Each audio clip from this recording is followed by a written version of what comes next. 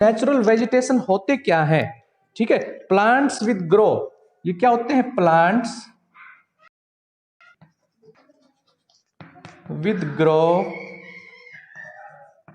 itself without any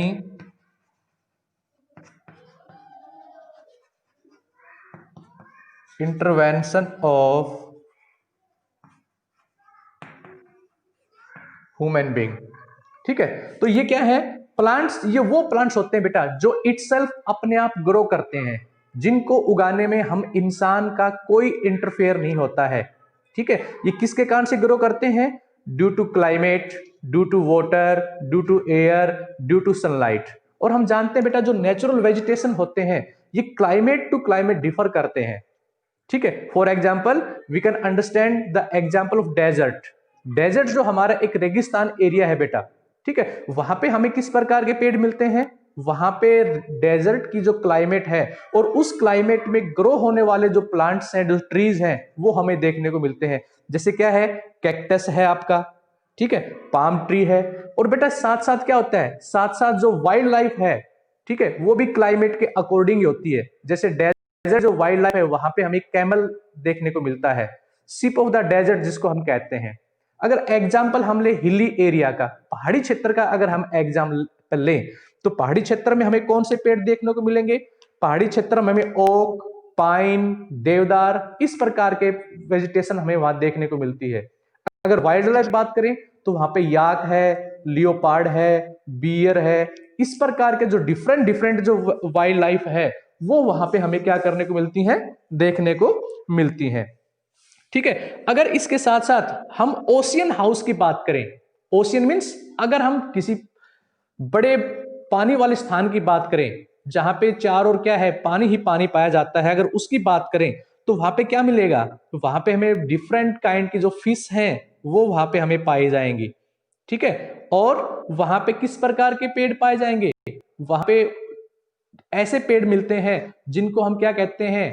evergreen forest, वो forest जो हमेशा हरे भरे रहते हैं, ठीक है, जिनको हम सदाबहारीय वन कहते हैं। ठीक है, तो ये क्या है बेटा? जो वाइल्ड लाइफ है और जो वेजिटेशन है ये आपके बेटा अकॉर्डिंग टू क्लाइमेट डिफरेंट होती है, और अकॉर्डिंग टू आपके जो रीजन है उसके अकॉर्डिंग भी ये डिफरेंट डिफरेंट हमें पाई जाती है। ठीक है, नेक्स्ट है आपका natural vegetation depend largely on the climate condition of the region. अब ये बेटा जो नेचुरल वेजिटेशन है ना, किसके ऊपर डिपेंड करती है? Depend on different climatic condition. और ये डिफरेंट डिफरेंट जो क्लाइमेटिक कंडीशन है बेटा उनके ऊपर निर्भर करती है। ठीक है, नेक्स्ट देखते हैं natural vegetation and wildlife. ठीक है, कि नेचुरल वेजिटेशन और वाइल्ड लाइफ और गहराई से हमें क्या बताता है, क्या हमें समझाता है, उसके बारे में देखते हैं। तो natural vegetation and wildlife,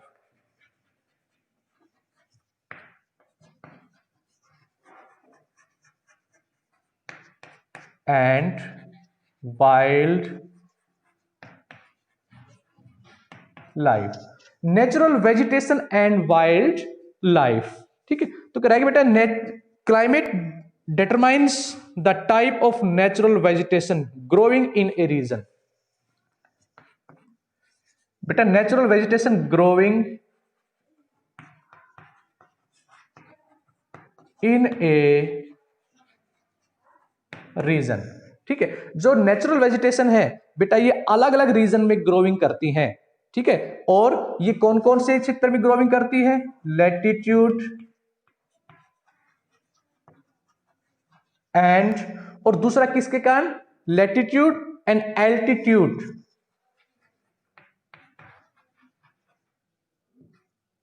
ठीक है, लैटिट्यूड और एल्टीट्यूड का भी बेटा जो नेचुरल वेजिटेशन है उसको ग्रो करने में विशेष महत्व होता है। ठीक है, लैटिट्यूड जिसको हम क्या बोलते हैं? जिसको हम अक्षांशीय क्षेत्र बोलते हैं। ये हमें किसी भी स्थान की भौगोलिक स्थिति के बारे में हमें ज्ञान करवाता है। और एल्टीट्यूड मीन्स क्या होता है? एल्टीट्यूड का मतलब होता है बेटा सी लेवल से ऊपर की हाइट, ठीक है, समुद्र के लेवल से ऊपर की जो हाइट है, ठीक है, ये किसको करती है, ये बेटा क्लाइमेट को प्रभावित करती है, ठीक है, किसको प्रभावित करती है, ये क्लाइमेट को प्रभावित करती है। बेटा किसके माइक से आवाज आ रही है, ऑफ रखो अपने माइक को, ठीक है, तो क्या करती है, ये हमारे क्लाइमेट को प्रभावित करती है, ठीक है। Next is the surrounding in which an organism live has both living and non living elements. अब बेटा बात करते हैं हमारे सराउंडिंग की, ठीक है, सराउंडिंग मीन्स हमारा आस पड़ोस, हमारे चारों ओर। हम जानते हैं बेटा the surrounding in which an organism lives, ठीक है, सराउंडिंग जिसमें क्या रहता है, एन ऑर्गेनिज्म लिव, ठीक है, सराउंडिंग हमारे आसपास बेटा क्या रहते हैं, डिफरेंट डिफरेंट ऑर्गेनिज्म लिव करते हैं, डिफरेंट डिफरेंट ऑर्गेनिज्म सर्वाइव करते हैं, रहते हैं, ठीक है। और ये किस प्रकार के होते हैं बेटा, बोथ होते हैं लिविंग और नॉन लिविंग, बोथ होते हैं ये लिविंग एंड नॉन लिविंग, ठीक है, ये दोनों प्रकार के होते हैं, लिविंग भी होते हैं और नॉन लिविंग भी होते हैं, ठीक है। लिविंग मीन्स जो लाइफ को सरवाइव करते हैं, और नॉन लिविंग मीन्स जिनमें कोई लाइफ नहीं होती है। इस प्रकार के जो बेटा ये वेजिटेशन है, ठीक है, ये हमारे सराउंडिंग में, हमारे एनवायरमेंट में इंक्लूड होते हैं, ठीक है। Our environment has two components, our environment has two components, ठीक है, और हमारे एनवायरमेंट के भी टू कंपोनेंट्स होते हैं, वो कौन कौन से हैं, जैसे कि biotic and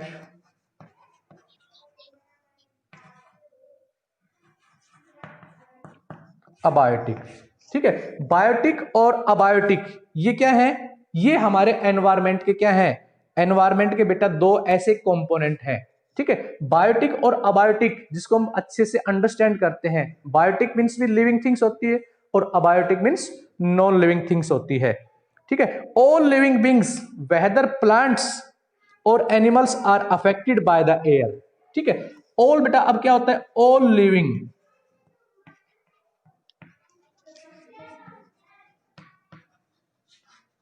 all living things are affected by air, ठीक है। और बेटा जितने भी हमारे लिविंग थिंग्स हैं, ठीक है, जो लाइफ को सरवाइव करती हैं, वो किससे अफेक्ट होती हैं, वो अफेक्टेड होती है एयर से, हवा से, जिसको हम ऑक्सीजन कहते हैं। इससे क्या करती हैं ये, इससे बेटा क्या करती हैं ये, ऑक्सीजन से ये जिंदा रहती हैं। इसके साथ साथ चार चीजें और हैं जो इसको प्रभावित करती हैं, कौन कौन सी है वो, जैसे कि वाटर, वाटर के साथ एयर, सॉइल एंड सनलाइट, ठीक है। ये चार ऐसी चीजें हैं जो हमारी लिविंग थिंग्स को तो बहुत ज्यादा अफेक्ट करती है, प्रभावित करती है, बट नॉन लिविंग को भी करती है, ठीक है। लिविंग थिंग्स क्या करती हैं, water, air, soil and sunlight, ठीक है। इनसे क्या करते हैं, इनसे डिफरेंट डिफरेंट जो वेजिटेशंस हैं वो ग्रो करती हैं। और बेटा लाइफ को सरवाइव करने के लिए एयर और वाटर तो सबसे ज्यादा क्या है, इंपॉर्टेंट है, ठीक है। Temperature, water, light and soil. Temperature हम किससे प्राप्त करते हैं, टेम्परेचर हम प्राप्त करते हैं सनलाइट से, सूर्य से प्राप्त करते हैं, ठीक है। सॉइल जिसको हम लैंड कहते हैं, यहां से डिफरेंट डिफरेंट जो वेजिटेशन है वो ग्रो करती हैं, और ह्यूमन बीइंग इसी के ऊपर सरवाइव करता है, ठीक है। एयर जो हमें क्या करती है, जो हमें ब्रीथिंग करवाती है, सांस लेने में हमें ऑक्सीजन प्रोवाइड करवाती है, ठीक है।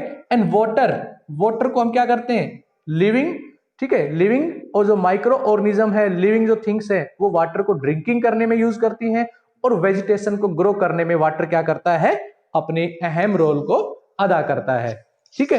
तो ये ठीक है। अब नेक्स्ट जो है उसको और अंडरस्टैंड करते हैं। Natural vegetation can be grouped in 3 categories. अब बेटा जो नेचुरल वेजिटेशन है उसको हमने 3 कैटेगरीज के अंदर डिवाइड किया है। जो नेचुरल वेजिटेशन है उसको हमने 3 कैटेगरी में डिवाइड किया है। नेचुरल वेजिटेशन,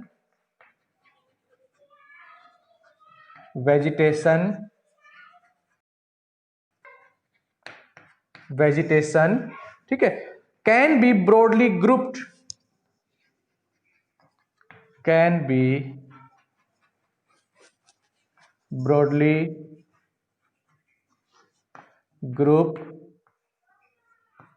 इन 3 कैटेगरीज। ठीक है, इनको हमने 3 कैटेगरीज में इसको डिवाइड किया है।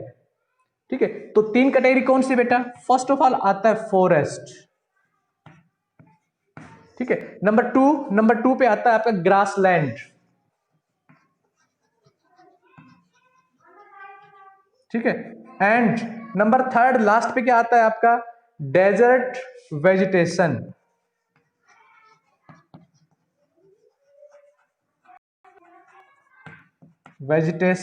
And wildlife. ठीक है बेटा, जो हमारी नेचुरल वेजिटेशन है उनको हमने इन 3 अलग अलग कैटेगरीज में डिवाइड किया है। सबसे पहले क्या है? सबसे पहले आता है बेटा फॉरेस्ट, फिर आता है आपका ग्रासलैंड, और फिर आता है desert vegetation and wildlife. Forest means, ठीक है, it means a place on the earth where on a large scale we can see the different kinds of trees and plants. We can say that the forest. ठीक है, तो forest क्या है बेटा? हम अपने अर्थ के ऊपर एक ऐसे बड़े भौगोलिक दृश्य को देखते हैं, भूभाग को देखते हैं, जहां पे दूर दूर तक हमें भिन्न भिन्न प्रकार के पेड़ पौधे नजर आए, उसको हम फॉरेस्ट कहते हैं। ठीक है, और ये क्या करते हैं? ग्रो इटसेल्फ, ये अपने आप ग्रो होते हैं। सेकंड आता है ग्रासलैंड। ग्रासलैंड मीन्स क्या होता है? ग्रासलैंड का मतलब होता है घास के मैदान। और कौन से घास के मैदान?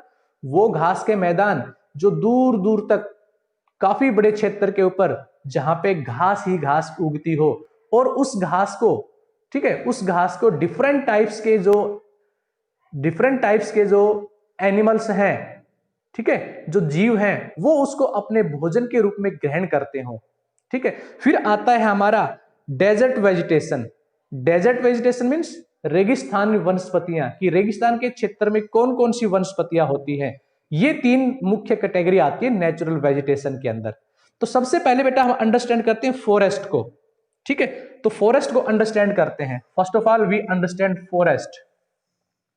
ठीक है, कि फॉरेस्ट है क्या, इसको अंडरस्टैंड कीजिए। The forest is a complex, the forest is a complex ecosystem। ठीक है, ये बेटा एक पृष्ठकी तंत्र है, इकोसिस्टम है, कंसिस्टिंग क्या होता है इसमें? Consisting many type of plants and trees. ठीक है, जहां पे क्या होता है? जहां पे भिन्न भिन्न प्रकार के प्लांट्स और ट्रीज यहां पे हमें देखने को मिलते हैं। ठीक है, and in these forest lives many types of lives. ठीक है, या वाइल्ड लाइफ। ठीक है, और इन फॉरेस्ट में बेटा भिन्न भिन्न प्रकार की जो वाइल्ड लाइफ है, भिन्न भिन्न प्रकार का जो जीवन है, वो इन फॉरेस्ट के एरिया के में पाया जाता है। ठीक है, forest are found in area where there is high rainfall. ठीक है, और बेटा फॉरेस्ट कहां पे पाए जाते हैं? High rainfall.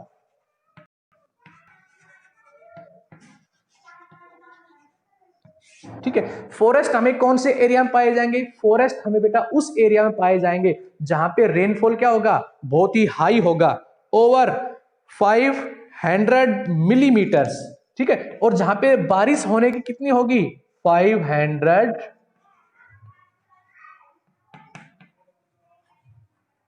मिलीमीटर्स। जहां पे 500 मिलीमीटर बारिश कैसी होती हो, ईयरली होती हो, एनुअली होती हो।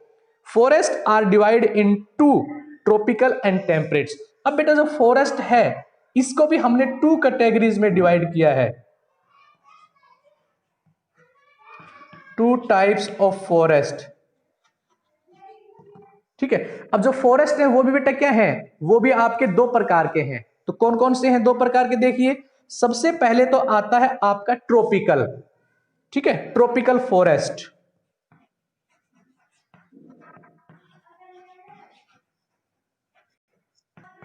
ट्रॉपिकल फॉरेस्ट, और ट्रॉपिकल फॉरेस्ट के बाद सेकंड नंबर क्या आता है, सेकंड आता है आपका ट्रॉपिकल टेम्परेट फॉरेस्ट। टेम्परेट